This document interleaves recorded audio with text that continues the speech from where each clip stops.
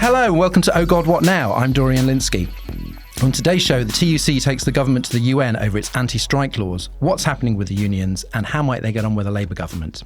Plus, it's 60 years since Harold Wilson trumpeted the white heat of the scientific revolution at the Labour Party conference. In '94, Tony Blair also promised an exciting youthful future with New Labour, New Britain. Historian Anthony Broxton joins us to discuss what kind of future Keir Starmer is offering by comparison. And in the extra bit for Patreon backers, Laura Kunsberg brings us State of Chaos, a 3-part BBC documentary about the years since Brexit.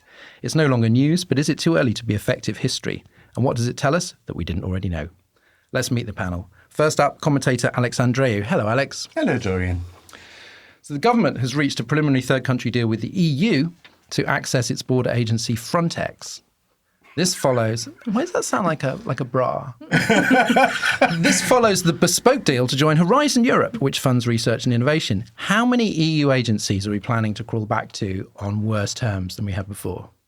Many. Okay. I mean, we've retained the safety kite marks.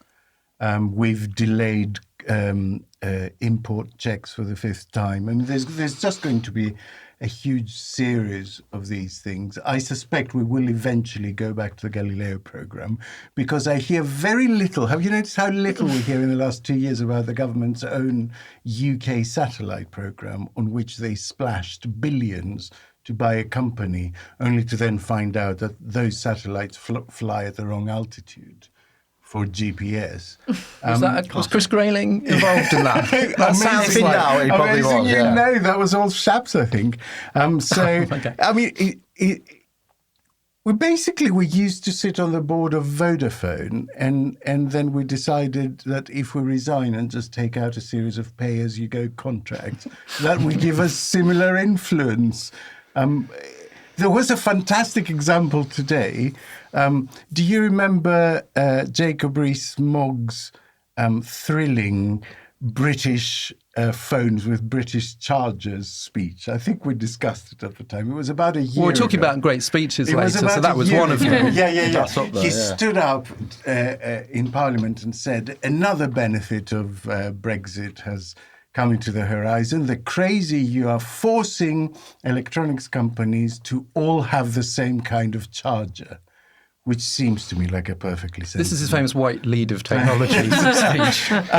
And I said at the time, well, we're going to end up with a charger the EU wants anyway, because manufacturers are not going to make 3 kinds, are they? One just for the UK market. And lo and behold, today, the new iPhone is out, and it will comply with the EU's request for everything to be a USB-C charger, which is fantastic. Like, to be able to charge everything with one charger. My boyfriend did a little fist pump when he found out he was going to get a USB charger, which I thought was USB-C charger, which I thought was a bit nerdy. Yeah.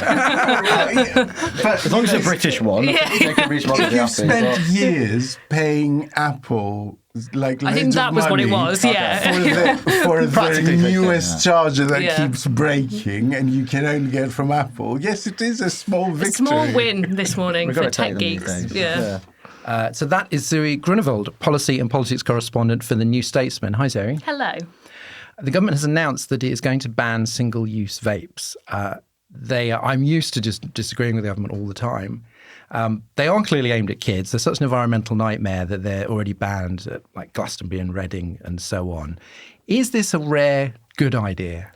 I have personal feelings about this, which I do think it is a good idea, because I have so many friends who were smoking and then decided to use vapes and now increasingly use single-use vapes, and they are so addicted to them. They tell me they wake up in the middle of the night and start smoking. Like, it's way worse than when they were smoking cigarettes. And they're all worried, but none of them can seem to stop. And I think it is the single-use aspect of it as well. They're collecting all these different flavours that's really appealing and brings people in. Yeah, I know. I didn't know. I thought it was affecting ex-smokers because I use a vape, but it's like it's like a more expensive one that you refill because I just hate the idea of like throwing them away. And I know there are people that just, whatever vape, they just do it all day long. But I didn't realise that there was a whole older market for the disposables. I think there is. And I think part of it is, we used to smoke and actually now everyone's vaping and it's cool and it tastes good. You get all these different flavours and they're fun. And it's become actually a bit of a problem. And yeah, loads of people seem to be struggling with how many vapes they're going through. It's expensive, obviously, to keep buying single-use vapes and it's terrible for the environment. So I actually think it's quite a good thing. Other people may disagree and they may worry about what it will do to ex-smokers who are now turning to vapes. But actually, the single-use thing to me, I mean, it just sounds terrible for the environment. Yeah. I mean, it's not like that. If they were banning vapes, I'd probably think that was a terrible idea, and so would the NHS. But they're not. No. They're just banning these kind of the crappy, brightly coloured ones. And there's an amazing stat, I think, that the amount of lithium in the batteries discarded was enough to kind of, for 4,500 electric cars or something. Oh, gosh, yeah. Because lithium does not grow on trees. I don't know where it comes from, but I know it doesn't grow on trees. So you don't want to waste it. The guy on Talk TV would disagree. I do think it's quite ironic that the one bit of green policy the government seems to be committed to is the bit that's going to piss off young people the most. But that's whatever, that's fine. Yeah. Anyway. I wonder if there'll be a big public health campaign against it at some point. That might be the next step, to teach people whether vapes are healthy or not. Well, all of vape. Yeah. I mean, some clarity on that, it's fine. But I think with these, you could just sort of ban them, because the whole reason for their existence essentially is for people to cut down on real facts. And they're still relatively cheap, I suppose. I mean, I was and a proper 40 a day smoker, and I had quit once and then took it up again, and I thought I would never be able to quit. And without vaping, I wouldn't have. And with vaping, I did, and it's now been 10 years, and I wouldn't have managed to do it without the vape. So it's a good thing. I mean, we know as much as we know. We're not going to know about chronic conditions until they've been around for many, many more years, I would think. Our guest this week is a journalist and author who runs the Tides of History Twitter account covering Labour history and working class culture. His first book, Hope and Glory, Rugby League in Thatcher's Britain, is out now. Anthony Broxton, welcome to the show. Thanks for the plug. Appreciate it. We always begin with the plug. So what does rugby tell us about the politics of the 80s? Because I was very intrigued. Someone I've followed your Twitter account for a long time, be really interested in the stuff that you write about. And that this was the subject of your first book. I wonder why. Yes. Well, I think at the last election, there was a real interest in a lot of rugby league towns. So for people who aren't familiar with rugby league, it's very popular in the north of England. It's very popular in areas that became the Red Wall. And if you remember, there was this strategy that the government had called Workington Man, where they were going to go to the north and get these rugby league supporters and convert them from being Labour to Conservative voters. And they were quite successful at doing that, as we know with the Red Wall. And I thought that would be an opportunity to explore, essentially, our fascination with Margaret Thatcher, as we still are as a country, and the role that rugby league played in that. It was obviously a really important time for the sport because it was being played out against a lot of industrial change, a lot of unemployment. But through that, there was also real positive creativity within rugby league itself. You see the rise of professionalism, you see the rise of women in the game and black players, which is something that people don't often associate with the North and rugby league. Well, there's two of them on the cover. Who are they? So on the cover, which I've got here, Ellery Hanley and Martin Afire. These are the two key players, of this generation, probably in the history of the game. Really huge superstars of the sport. Ellery Hanley's an interesting one because he emerges at a time in the early 80s, about 1981, 1982. Where you have real, yes, and there it is. Ellery was a child of the Windrush generation. His parents moved to this country to work. I think it was in the NHS. And he emerges at this time playing for Great Britain when you have politicians such as Enoch Powell and others saying, he will never be British. He shouldn't be in this country. We should be paying people like him to leave the country. He becomes an absolute, the best of British, one of the best British athletes of his generation, and sets a template for modern sport. He doesn't drink, he doesn't smoke. And they're ahead of footballers in Premier League in this time. So that's the sort of story that I want to tell about, a child of that generation who came to this country, sees himself as British and became a really good export for this country. And so it's also this is like a sort of a proto Red Wall story then. Well, it starts, the introduction, I look at the sort of from Thatcher to Brexit because I wanted to situate this story in the contemporary, because the idea for the book probably came, 2019 election. I was in Lee, and someone handed me a leaflet that just had a picture of Margaret Thatcher's handbag on it, and it just said, "Don't let her finish the job." And it was a Labour leaflet, and I just got thinking, we're 40 years on from Margaret Thatcher, and Labour are still using this person, this image, this symbol to try and communicate to these voters who ended up rejecting Labour. And it just got me thinking, what is the story of Britain in the North in the 1980s? It isn't just about the hardship, which I do look at in the book. It's also about, say, revival, survival. The sport survived when people said it wouldn't. It embraced commercial aspects. It became a real template for the Premier League football through its professionalism when a time when people weren't as interested in football because of hooliganism and other things. So, yeah, I really wanted to capture that sort of northern spirit, that isn't just sort of the negative that you often hear about those areas.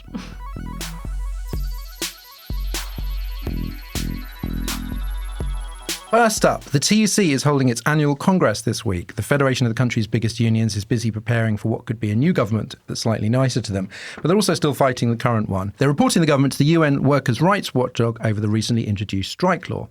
Alex, the law applies to sectors like health, education and transport to impose minimum service levels on strike days. How strictly is that enforced? I mean, it's only just come into effect. I mean, we don't know yet, is the answer. What are it hasn't been used yet. What are the penalties? I mean, the idea is that it opens up unions to being sued for damages from either private or public organizations, and it opens up individual employees to sanctions, including being sacked if they don't turn up when they're meant to turn up. I think looking behind the legislation, I'm not sure how effectively it can ever be used because, and this is something we have, I think, touched on before, we're talking about organizations. If you look at the railways, if you look at the NHS, these are organizations which rely to a huge extent on staff's goodwill. Actually, if staff simply refused to take overtime, turned up on time and left on time, and took their regulated lunch break and their holiday days and basically just worked to rule, those, the railways, the NHS would just fall apart at the seams. So I don't know how much of a realistic threat it is. It's clearly there to appeal to a particular slice of Tory voter, I think. My sense is it's a category error, and it goes back to actually the North during the Thatcher years, because I think that is the muscle memory of the Tory party is those years. So they look at being tough on unions. You've got Greg Hands sort of tweeting about how Labour are, the party of strikes and tough on soft on strikes, tough on the general public.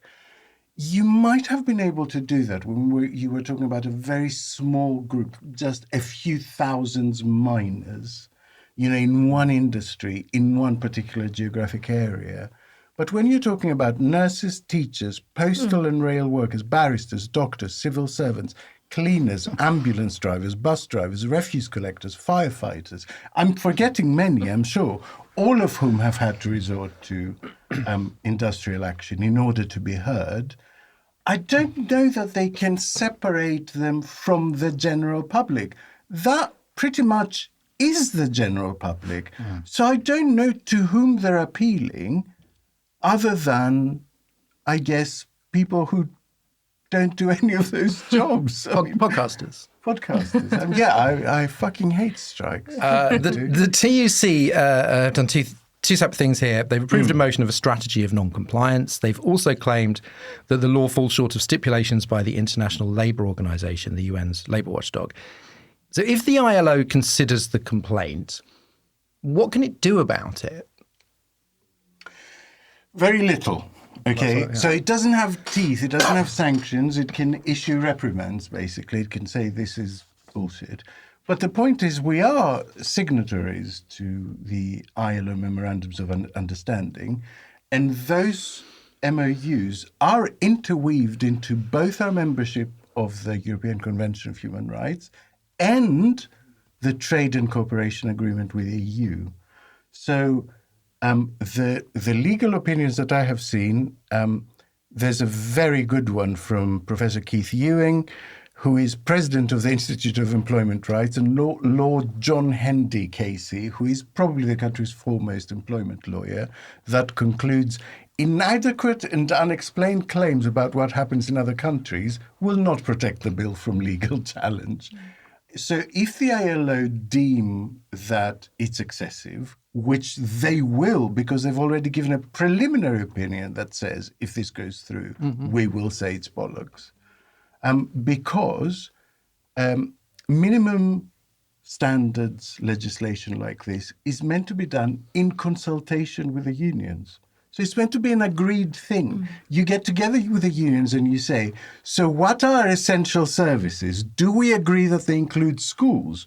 It's a contentious thing, right? They might include fire services and hospitals, but not schools. And then you say, what are the minimum service levels? And you agree them with the unions. That's what the legislation envisages. In all of those countries the Tories mention, they want to do it unilaterally. Right. They want to turn around and say, we consider now legal aid barristers an essential service and you have to provide minimum service levels. And the ILO is likely to say no to that, which then creates problems with the EU in terms of level playing field. Okay. Zoe, Labour's promised to repeal this legislation in office as part of a package of pro-worker reforms announced by Angela Rayner. This includes a promise to ban 0 hours contracts. I mean, this is we often complain that Labour's not sort of being specific enough and not offering enough. This seems quite meaty. How's it gone down with the unions? So Rachel Wearmouth, who often appears on this podcast and is a colleague and a good friend, wrote a really good piece about this week because well, to answer your question, it's gone down very well with the unions. I mean, the workers' rights package is something the unions have been pushing for Labour to keep hold of, and it's been somewhat of a trade-off. We haven't seen the relationship between Starmer and the unions be all that coherent all the way through. Although they broadly do back Starmer, we've seen a little bit of disquiet here and there over certain things. And on workers' rights, it's almost been a little bit of a trade-off that the unions were like, OK, we want the workers' rights stuff. And then Starmer and his leadership have said things like, we won't create wealth taxes, for example. And you get that kind of trade-off. And Angela Rayner has been kept in Starmer's close team. We saw she got the promotion in the reshuffle. She's now got the levelling up brief and she's still kept her workers' rights stuff. And she's been like the darling of the TUC this week. So she stood up and she announced all this huge package of workers' rights reforms. But it's interesting that he's put Rayner there because great, she's a great go-between between the leadership and the unions. They really like her. But if this did fall through, if Starmer did do a U-turn, which he's, sort of becoming slightly known for, who's going to be left holding the can? It could well be Angela Rayner. She's now the face of these packages almost. So in that way, I don't think there's any reason to think that will necessarily happen, apart from the fact they're not in government yet. So they will have had think tanks and researchers looking into their proposals, but it hasn't been tested by the civil service, for example. And, loads of things can happen within a year. So it's not absolutely set in stone. Rayner says it is, and she's made her promises, but, who knows what could happen. And I do think it's interesting. It's almost like a poison chalice. It's great that she's got that power and that she's been able to say all this. But if it goes wrong, she's going to be probably the one left picking up the pieces. But she is the right choice for this. I mean, I think when there's talk of is she going to be reshuffled out or whatever? It's like she is the union whisperer. She's got those connections. And Starmer is strikingly disconnected, doesn't seem to have any affinity with the union movement. So it sort of has to be. I can't imagine who else it would be if it wasn't Rayner. Oh, well, of course, I mean, the other high-profile soft left union person in there was Lisa Nandy, and she's been demoted now. So Angela Rayner is sort of carrying the candle for both of them, which, you know, she's a great person to do it. She's got really strong links to unions, strong links to the North. She's got a great story. Her speech was really good. I mean, I think she's a great public speaker, and I think she talks to a group of people really well.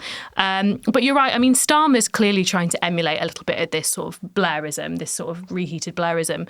And what Blair did was distance himself from the unions quite a lot. But Starmer can't really afford to do that. And for some of the reasons that Alex was just saying, the public appetite for strengthened workers' rights and their unions is really big at the minute. You know, people... Including among Tory voters. I was looking at a poll yesterday. Well, people are saying, I haven't seen my pay packet grow, and why am I working harder for less? And I think Starmer knows that. So he really needs to keep these people on board. You know, the appetite isn't there for him to just say, sod it with the unions, I don't need them, because he does need them. Certainly, I mean, we can't do all of the history in a short period of time. We can do a few years. But obviously people remember, like, a lot of people of a certain age will remember kind of, you know, Blair sort of taking on the power of the unions. Now, the Labour Party begin with the unions, the clue's in the name. People on the Labour left often point this out. When did their power begin to wane in the party? Like, was it a much longer process than just Blair coming along and going? Yeah, absolutely. I think people who were embedded in the trade union movement, and people on the left, like I say, will say the trade unions never really had much influence over Labour governments. They were always in battle with each other. Go back to Harold Wilson in Place of Strife, where he tried to rein in some of the trade unions and reform it. Some people say, had he been able to do that, Margaret Thatcher wouldn't have succeeded. Barbara Castle used to say things like that. On the Tony Blair point, I think he was the Labour leader who wasn't of the trade union movement. He very much took them on over certain issues in the 1980s, over the changes that Thatcher had brought, and accepted them within Labour. And he also essentially created New Labour as a framing device for the public against old Labour. And old Labour was very much tied to the trade union. So it was inevitable that he was going to pitch his message beyond the trade union movement. Some people didn't like that, but some people also liked the fact that there was a minimum wage. They had other issues in that area. John Prescott was there, who's, you know, people have been saying Angela Rayner is the John Prescott for Blair to Starmer. And I think you saw a bit of that yesterday with Angela Rayner. A personal story, she talked about being brought up in a council house or getting a council house later in life, working in the public sector, rooted in the trade union movement. There is a sort of message that Starmer can build his relationship around through her. Well, the minimum wage point is a good one, because you don't have to be super close with the unions to do things for workers' rights. I think they're not synonymous. Yeah, Tony Blair was essentially saying, look, the unions will get as much influence on the party as the top businesses will and other stakeholders. They won't get any special treatment. Now, I don't think Starmer would do that. I actually think his attitude towards the trade unions is different. We're in a different climate, like you say. 94 to 97, when Tony Blair is really creating New Labour, there's still a lot of hostility to the trade unions. There's a lot of thought around, do we really need trade unions to do what we want to do? Government can potentially do it. I think there has been a move against that with all the industries that you're talking about that are on strike, which means that Starmer will not be able to define his leadership against the trade unions, as Blair essentially does. I read somewhere that unions in the last 2 or 3 years are growing faster than they have for 30 years in terms of membership. So, because, I mean, they are associated, broadly speaking, with the left. You think of the Durham Miners' Gala as the great celebration of the left. But the history of it is so complicated, because in the 70s, you've got some of the big union leaders who were literally members of the Communist Party. But then Ernest Bevin, one of the big giants of the Labour right, came from almost like 20 years, I think, with the TGWU. Yeah. And so the unions were a huge force on the right. Has that changed over time? Is the sort of median union leader now more left than they used to be, or? I'm not sure about where the current lot leadership sit on that spectrum. I think looking at the Labour Party historically, you're right. There would have been a lot of people. George Brown's another one, and James Callaghan. They all came through the trade union movement. They're all seen as people on the right. I don't think you could really be successful within the Labour Party on any faction, in any wing, without having roots in the trade union movement, which is different now. There's not as many people come. Angela Rayner, again, is a rare example of someone who's come through that system rather than through becoming a lawyer and going to university. I think, in answer to your question about when it shifted from right to left, you look potentially at the Tony Benn rise in the 1980s. He saw getting trade union members to back his campaigns as a real, fillet for him, that he could become the deputy leader through the votes of trade unions and trade union blocks. And he appealed to them to form this sort of coalition. And that's where you sort of get a divide between left and right, and the trade unions become part of that. Zoe, we do just talk about the unions and almost seen as if that is the unions as a bloc equals the Labour left or whatever. But obviously they don't agree on loads of things. They didn't all have the same opinion of Corbyn. They didn't all have the same take on Brexit. And what we've seen recently, for example, with Starmer rowing back on new oil and gas licences, his plan to sort of block those that Sunak had announced, is the unions, they don't take progressive lefty positions, when jobs are at stake. Do you think that there is a problem for the green agenda or parts of the green agenda? Obviously, the job creation, great. But I mean that there's going to be resistance there. I think what was really interesting about when the GMB union leader came out sort of against Starmer's announcement that Labour were going to ban new oil and gas exploration in the North Sea was because, I don't think the communication was very good from Labour's perspective there, because it totally spooked the union leaders who thought, hang on, this is 30,000 jobs or however many it is. What do you mean? What should these people do? And actually what Starmer and Ed Miliband and everyone involved in that decision should have done is said, we are going to transition. We're committed to our green transition, and these jobs are going to still be there, and they're going to become green jobs, and we're going to work with you to do so. They were worried this was going to be a whole miners situation again, where they were going to say, this area has closed and you all have to find new jobs. But Labour wasn't saying that. And I do think now that GMB and the Labour leadership have come to more of a coherence on this issue. Right. And I think Labour have learnt their lesson a little bit on that, because that was quite messy for Starmer at the time, because having one of the major union bosses sort of coming out attacking your policy is not obviously very good for any leader. And I think one of the big challenges for Starmer will be how they are going to sell this green transition in a way that keeps unions on side. And as you say, lots of unions are, committed to net zero. I think the vast majority of them understand that we have to transition. I mean, all of them understand that we have to transition and that they want to do that, but they also want to see jobs be protected. So Starmer has to sell the green transition vision in a way that is coherent with that. And it's quite a difficult thing to sell because it's quite technical.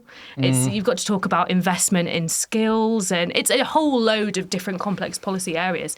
And it's not that sexy. The public are kind of a bit confused by it. No one really knows what it means. And it's something that the Tories can exploit, because we've already seen them do that with some of green policy. So I think what we're going to see probably quite a lot at Labour Party conference, probably in the manifesto, is them really unfurling this green prosperity plan, this green transition and what it means. And the frame through which they'll do that, I'm sure, is what it means for jobs and what it means for growth. Alex, one thing that struck me, I suppose the most prominent union leader at the moment is Mick Lynch at the RMT, right? So he's a real warrior for his members. In terms of public profile, yeah, rather than power, right? Importance in the union. But as a warrior for his members, he's great at that, basically his job. And his opinions when it comes to Brexit or Ukraine or anything to do with foreign policy seem pretty terrible in my eyes.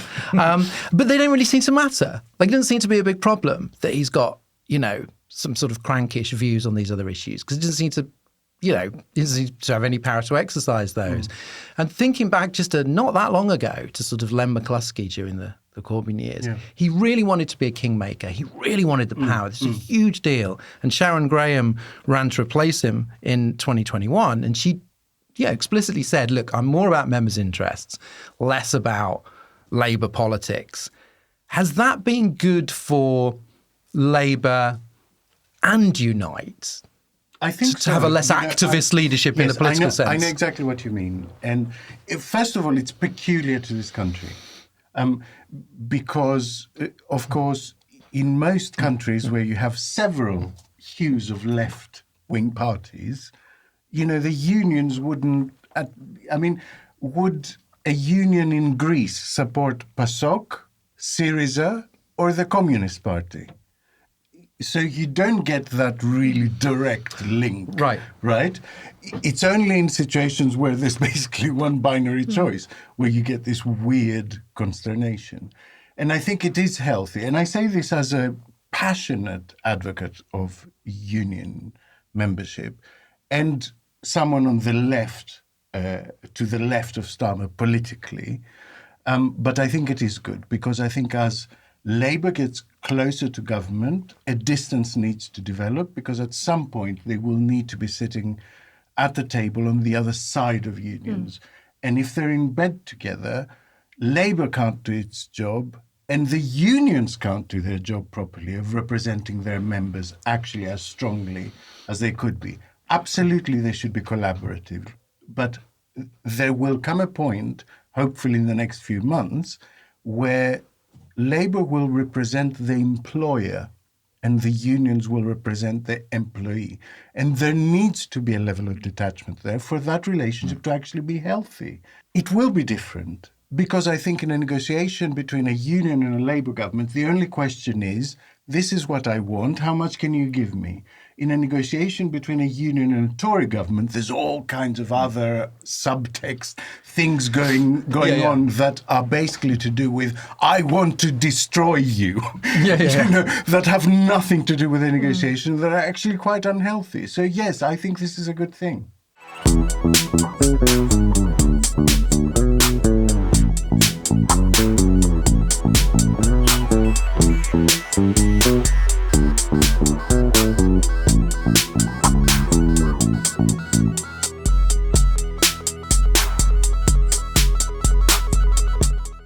Now let's have a question from one of our Patreon backers in But Your Emails. I really like this one because I hadn't thought about it before because it scares me.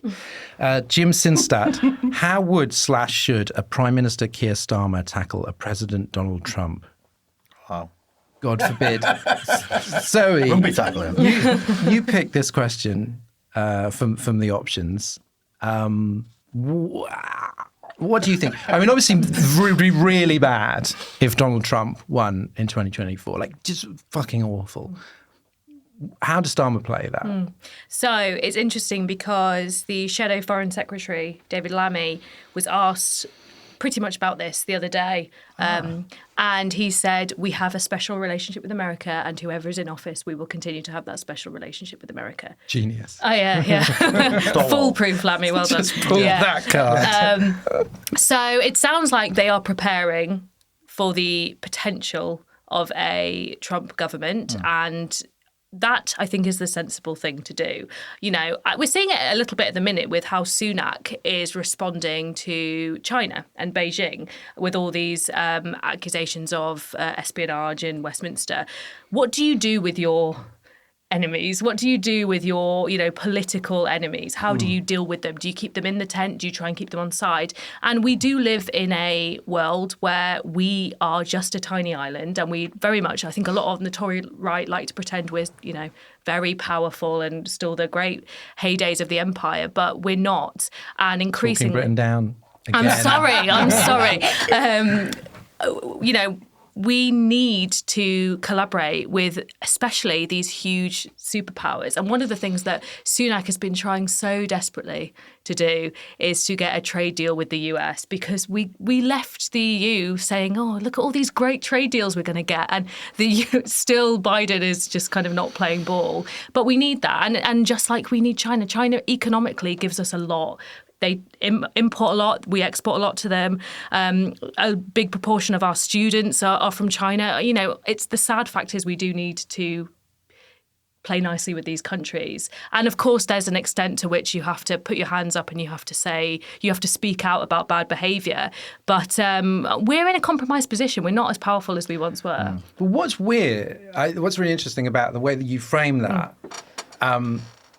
is that we're talking really about the change in leadership in America is such a huge thing because normally you wouldn't talk about America like you're talking about China or Russia, where there's a lot of continuity. It's literally the like stakes are so high. A Trump America it suddenly moves into that column from the kind of regular column. And that before, when Democrats and Republicans, handed over the reins, you didn't suddenly feel like you were dealing with like a dictator. a whole other thing. Like, how do we deal with this authoritarian? I think that's where Lammy's response is actually true, in that a change of president does not move the whole of America into that column.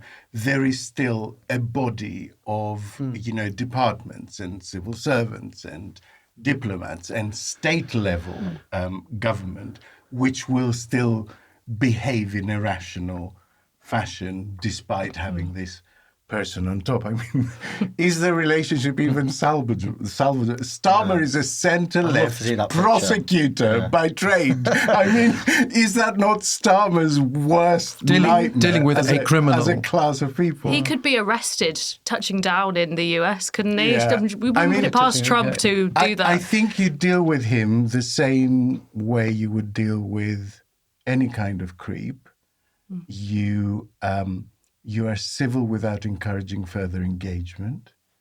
You only meet in public places and you never go to a secondary location. I mean, Mike is not so much how he handles Trump, personally. Yeah. It's all the other problems that come up. Suddenly, disaster for Ukraine, if the war is still going on then. Disaster for the environment. So it's all these other things. I can't remember. I think, was it Andrew Marr who wrote just one of his depressing pieces? That's one of his lanes, which is just like, think seriously about like what the world looks like in, the West Order under Trump Part 2.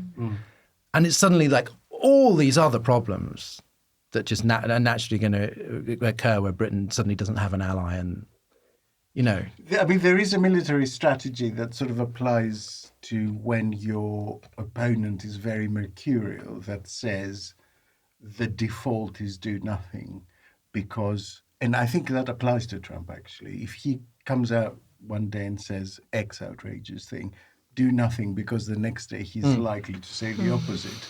And if you do something, you're likely to entrench him into X horrible thing. So just a quite a hands-off relationship. I choose to believe that he's just not going to be re-elected. No, he's not.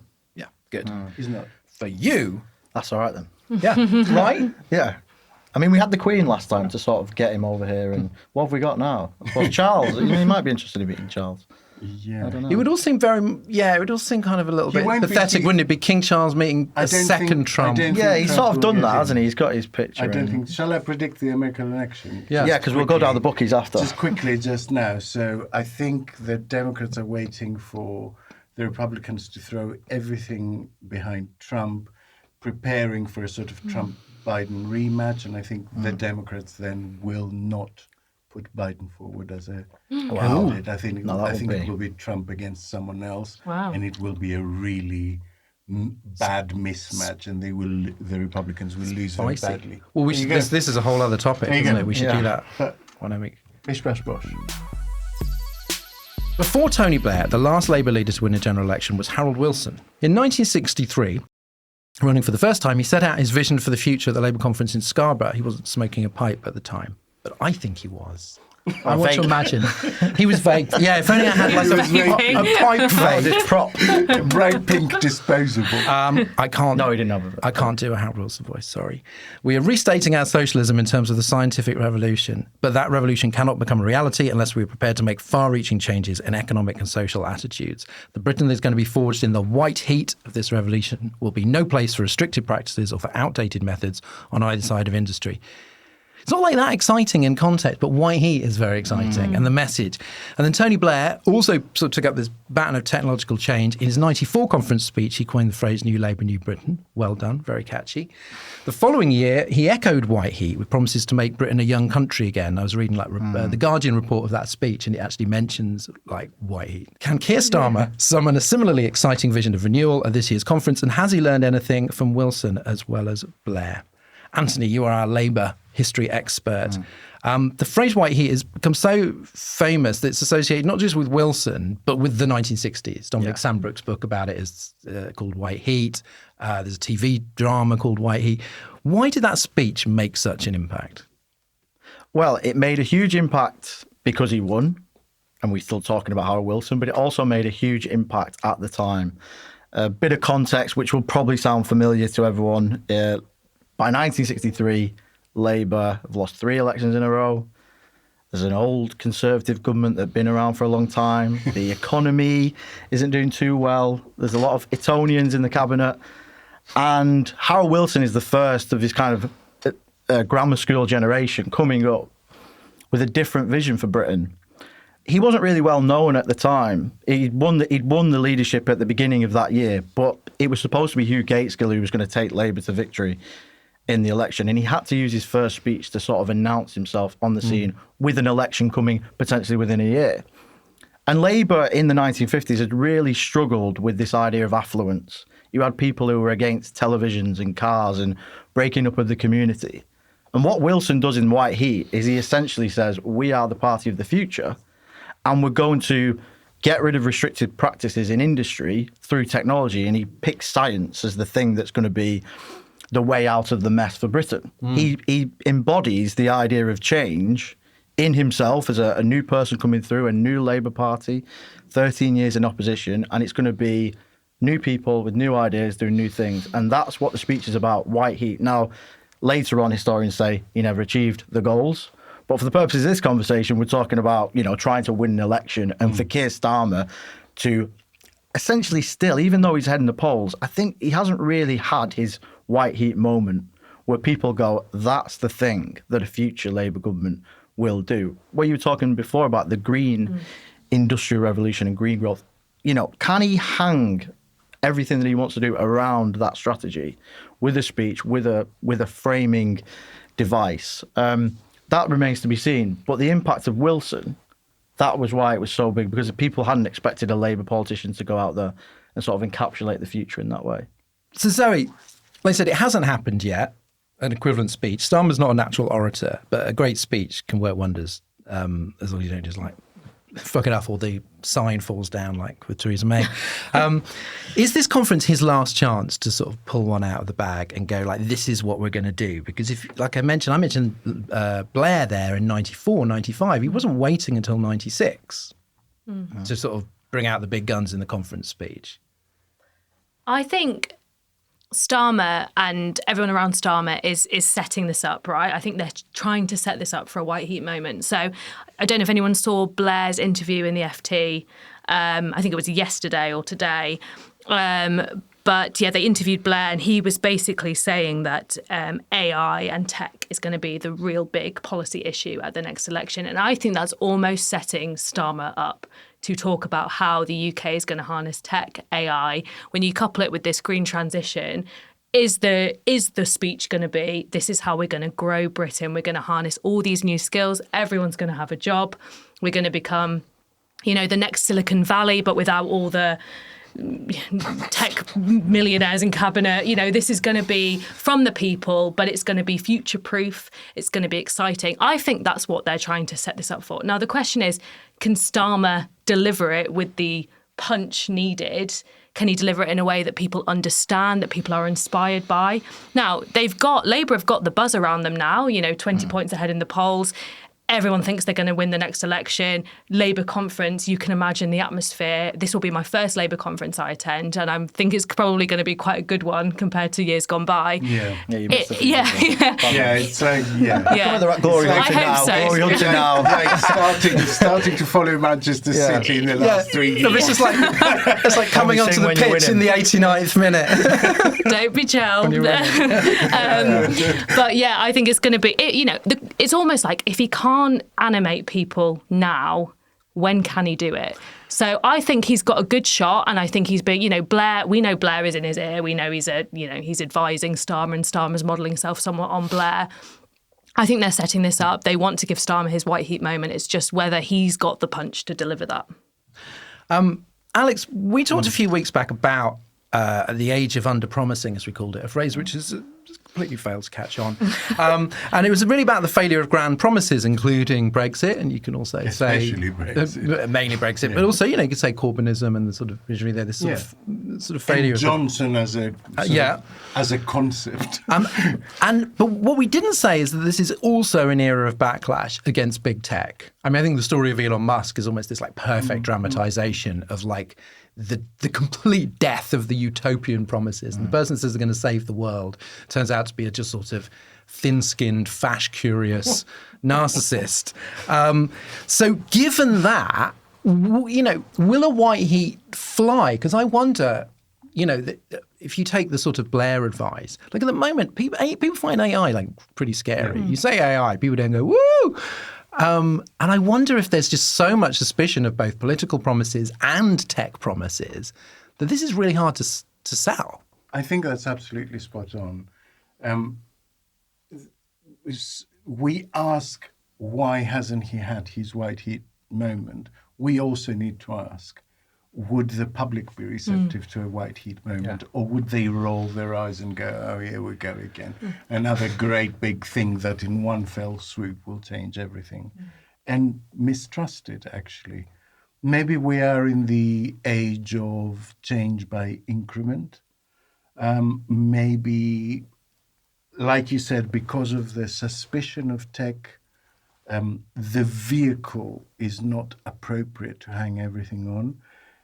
It's interesting that you mention the Green Plan, because that is when I have seen Starmer the most animated. Yeah. Like he made a big speech to the Farmers Union that I thought was his best speech that I've seen, where he said things like, someone will lead in renewables. Why not us? Someone will lead in battery technology. Why not us? Someone will lead in biotech. Why can't it be us? And to me, that was the most hopeful and complete notion that he presented. But he's not that kind of leader. But I think you're right that the green angle on the future and technology and change seems more potent than the AI angle, which generally freaks people the fuck out, and they think they're going to lose their jobs. Absolutely. At the very least. And they may be right. If not, and be under surveillance. I don't know. It's just sort of I also think it's really fascinating because Sunak is definitely, I think, going to hang his hat on being the guy who can take us into the AI revolution at the next election. He is a Silicon Valley tech bro. He's, and I think if Starmer wants to meet him there, he might struggle, because I think, Sunak does seem, if someone's interested in voting for someone like that, they may pick Sunak because he seems just more well-versed in it. He seems more like a tech bro. And you can imagine that if it was Sunak versus Starmer and it was on tech and AI, people might lean towards Sunak. Whereas the green stuff, and actually arguably these two things go hand in hand, they're about innovation and technology. I think you're right. I think that's where Starmer really can paint a great vision for the country, something that young people like, something that older people can get on board with. Just because the Tories have been attacking green policy, which I think they've been doing, by the way, because they know that could be the Labour platform. Absolutely. Doesn't mean it's been sticking. Still, the majority of people are in favour of pushing towards net zero, the green transition. So I agree. I think that's where Starmer should lead. But I do think, it's not a coincidence that Blair is talking a lot about tech and regulating tech in this morning's papers. Right. Yeah. He loves that, though, doesn't he? He does. He's always loved that. He's always just, his whole idea is just like computers, like the future. He's a nerd.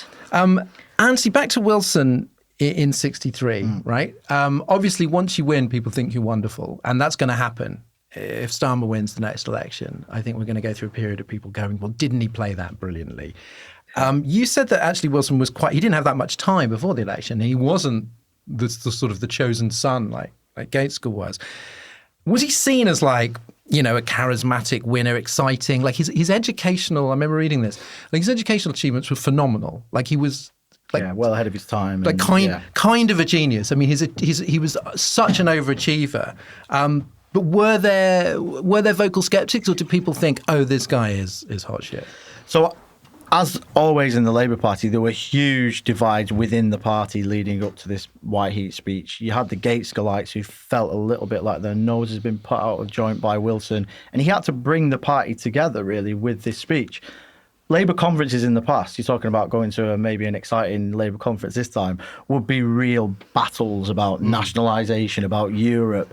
And that's one of the problems that Labour had for a long time in the 1950s. People looked at them and thought, absolute rabble in the 1960s. So Wilson had to have something he could bring everyone together around. And that's where the white heat comes from. The media, as soon as he does the speech, are all onto Wilson as this is one of the best speeches we've heard a politician do for a long time. Right. The Times come out and say this is the moment where Wilson has really stepped forward. And it basically gives Wilson a load of confidence.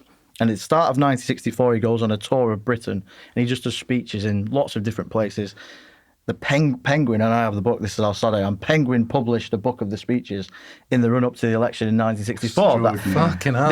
Because he was going around and he talks about a new Britain. He talks about the old elite of Macmillan and Alec Douglas-Home and the magic circle who just picked this Tory Prime Minister. So you could see Starmer potentially having a really good conference speech.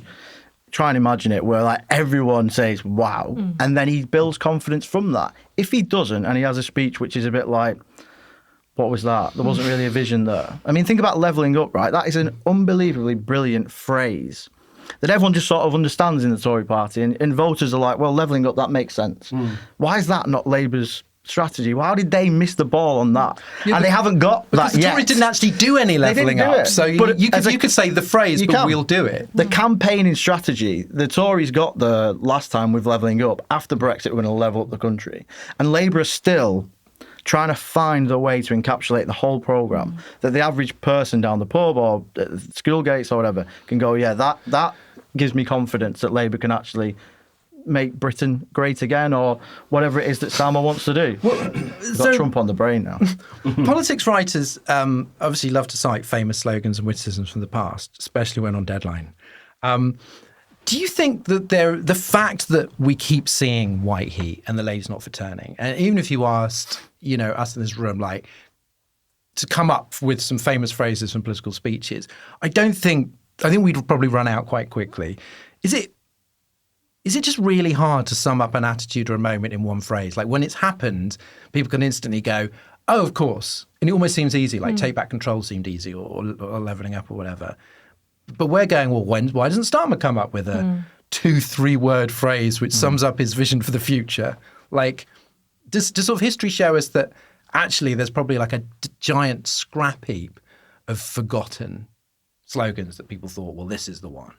Yeah, absolutely. And I think, if you're going to be a bit cynical about it, not everybody in the country watches these speeches or takes them in, but they'll read about them in the paper or they'll read about them online. And quite often they get their news from someone they already agree with. So if one commentator comes out and says that was a great speech, then the person reading it might think, oh, that was a great speech. You can quite easily have things shown to you through someone else's lens. And we have a lot of very vocal commentators around at the minute. I mean, a lot of people are getting their news from Twitter, which is basically opinion rather than news.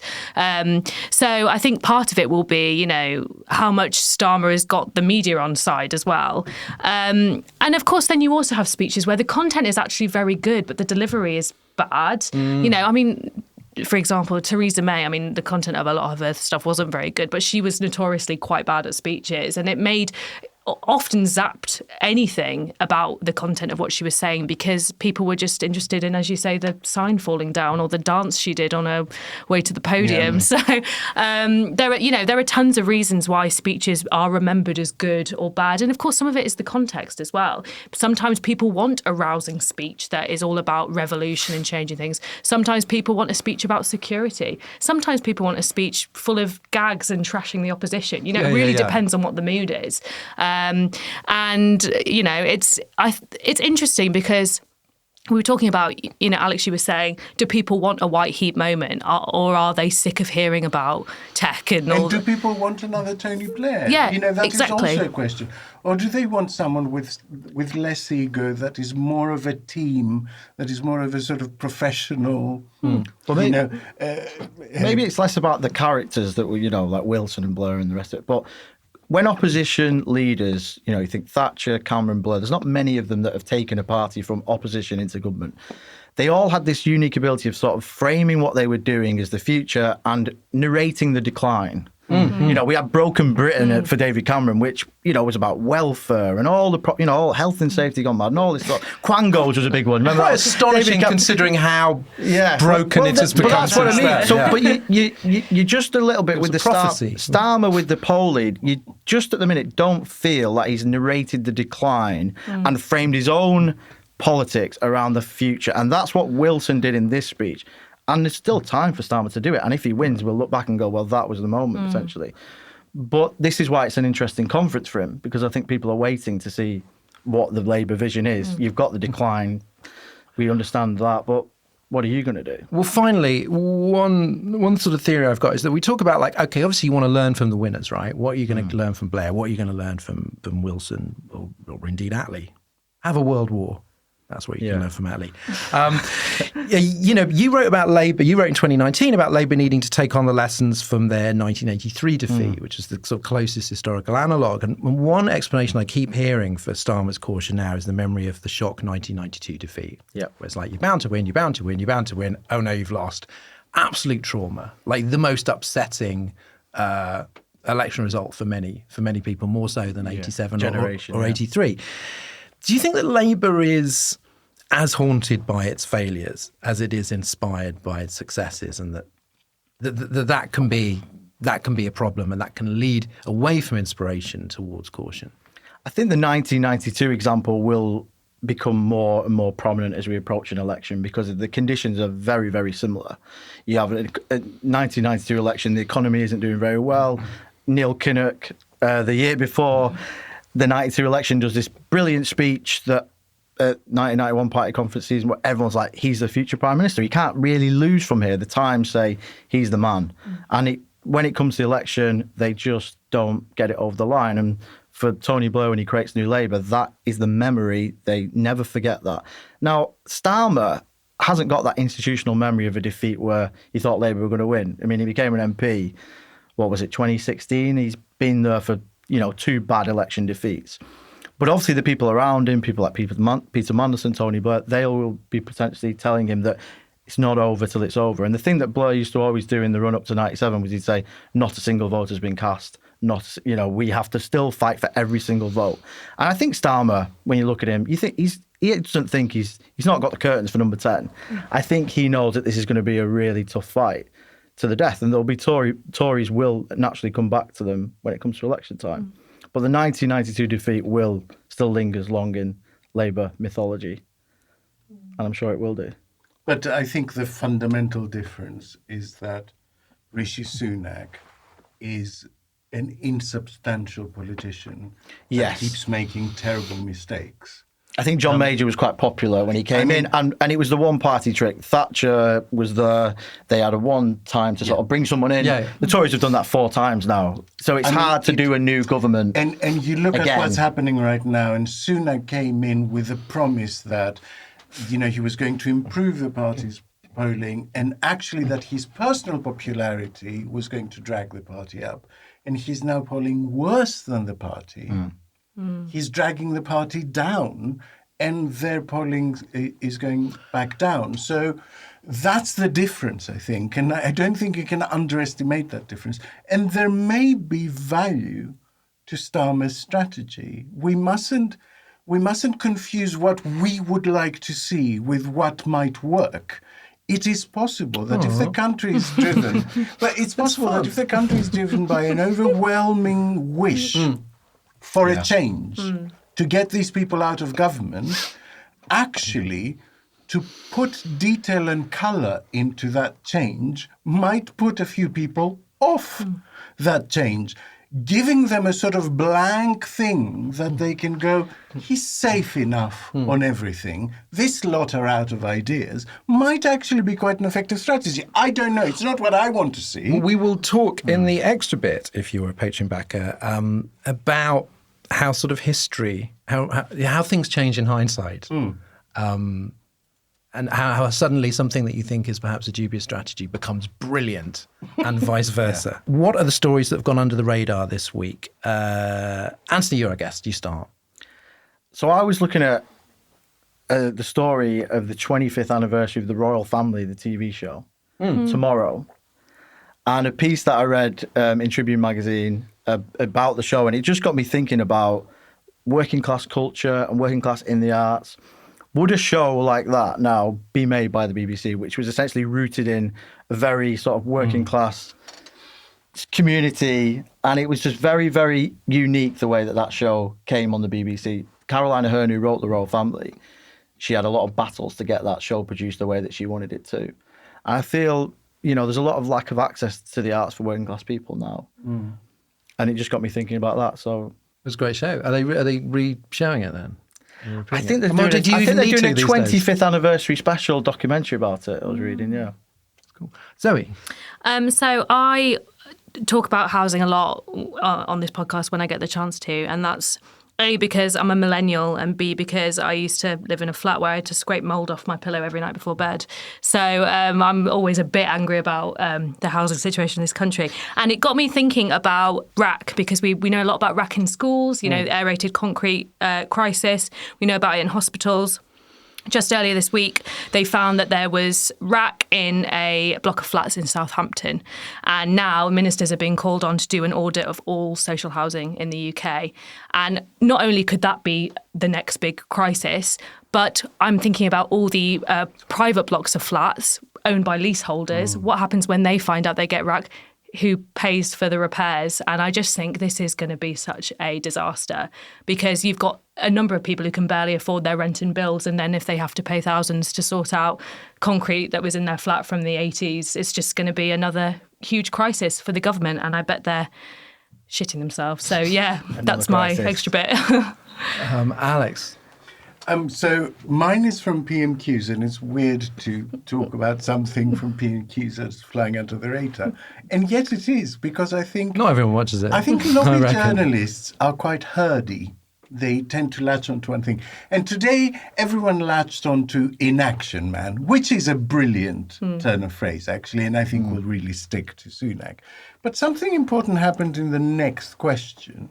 So Starmer said to Sunak, no one voted for this shambles. No one voted for you. How much more damage will the British public have to endure before you give them a say? That, to me, is his first time from the dispatch box challenging the Prime Minister to an election. And most people seem to have missed it. And to me, that's quite important, because this challenge to an election is the ratchet that doesn't go back the other way.